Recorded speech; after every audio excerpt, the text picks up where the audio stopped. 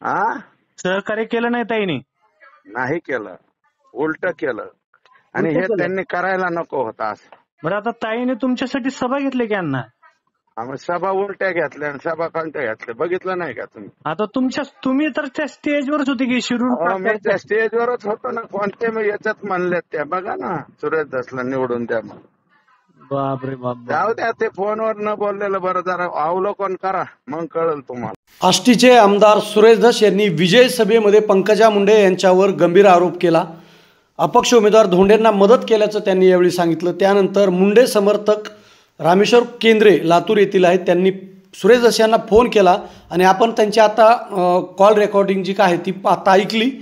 त्यांनी ज्या भाषणाचा उल्लेख केला तो शिरूरचं भाषण आहे आणि आपण पाहूया की ज्या भाषणावर त्यांनी आक्षेप घेतला सुरेश धस यांनी, ते भाषणामध्ये नेमकं पंकजाताई काय म्हणाले ते. महायुतीचे उमेदवार सुरेश धस यांना विजयी करा अशी विनंती करण्यासाठी मी आपल्या समोर उभी. मी शिरूरमध्ये देखील सभा घेतली. मी राज्यामध्ये आता माझ्या जवळपास 37-38 सभा झाल्या, काल 35 सभा झाल्या. माझा थोडा आवाज बसलाय, थोडी सर्दी झाली. 4 तारखेला खांद्याचं माझ्या ऑपरेशन झालं होतं, तरी ऑपरेशन नाही प्रोसिजर झाली तरी मी हात बांधून फिरले. ज्याला काम करायचं असतं ना तो कसंही काम करतो. आता या मंचावर अनेक लोक जे काम करत होते गेले अनेक वर्ष.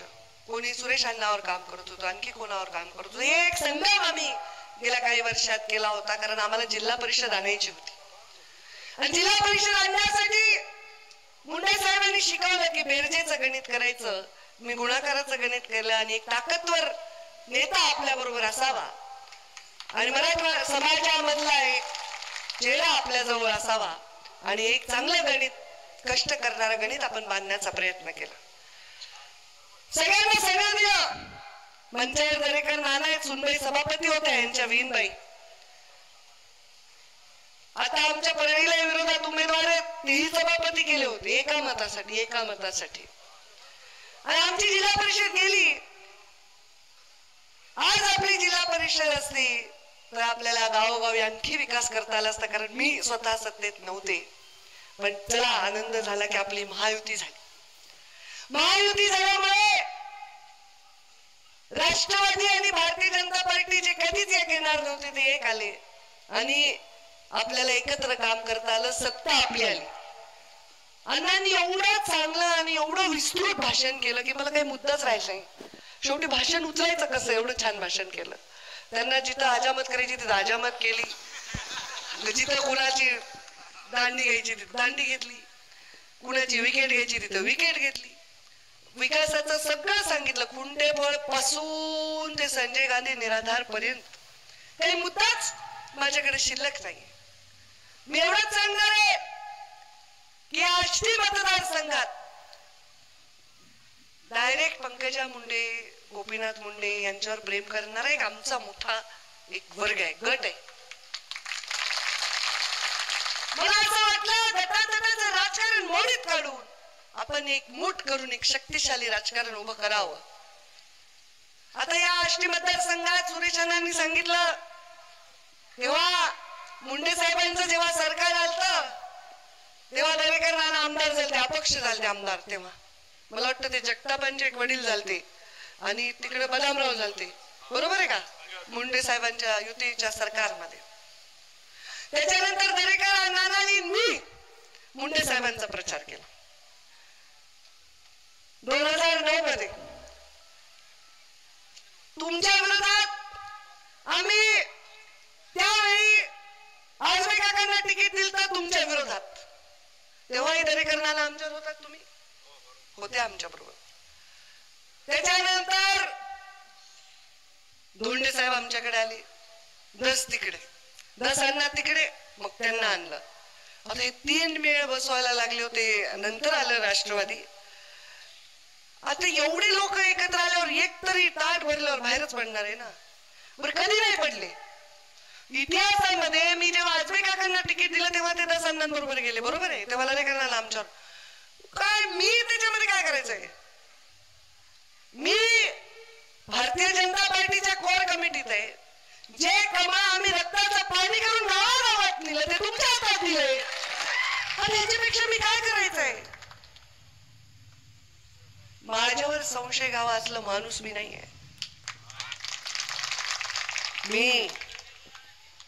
मी खूप निवडणुका बघितल्यात. साडी घालते म्हणून मला अक्कल नाही असं समजू नका. कोण कधी बोलतंय, कोणत्या मंचावर काय भाषण करते, माघारी काय करते, हे सगळं कळते. 25 वर्ष 22 वर्ष राजकारणात आहे मी. पण या आष्टी मतदारसंघाचं राजकारणच असे. पुन्हा हे गळ्यात गळी घालून फिरतात बरं का मतदान झालं. हे कौतुक आहे, मला यांचं कौतुक वाटत. मी एवढंच सांगेन, हा राष्ट्रीय पक्ष आहे. जो माणूस कुणाचं काही वाईटच नाही करायचं ना. मला काय, माझं जेव्हा मी उभे होते ना, ते राष्ट्रवादीची युती झाली ते कुणीच म्हणले नाही की पंकजा मुंडेला आक्षेपच आहे आमचा. कारण मी कधीच कुणाच्या फाटक्यात पाय घालत नाही, कुणाच्या ग्रामपंचायत मधून नाकारलं नाही, कुणाला चौकशा लावल्या नाही, कुणावर केसेस केल्या नाही. मला असलं राजकारणच आवडत नाही. कामावर बोला, पक्ष वाढवा, शक्ती वाढवा. त्यामुळे हे राष्ट्रीय पक्ष आहे, जोक नाहीये, गंमत नाहीये. आणि आलेत ना आमचे सगळे इथे. हो विजूभाऊ, पायामुळे खाली बसलेत. लागा काम करा उद्यापासून, आजपासून कामाला लागा.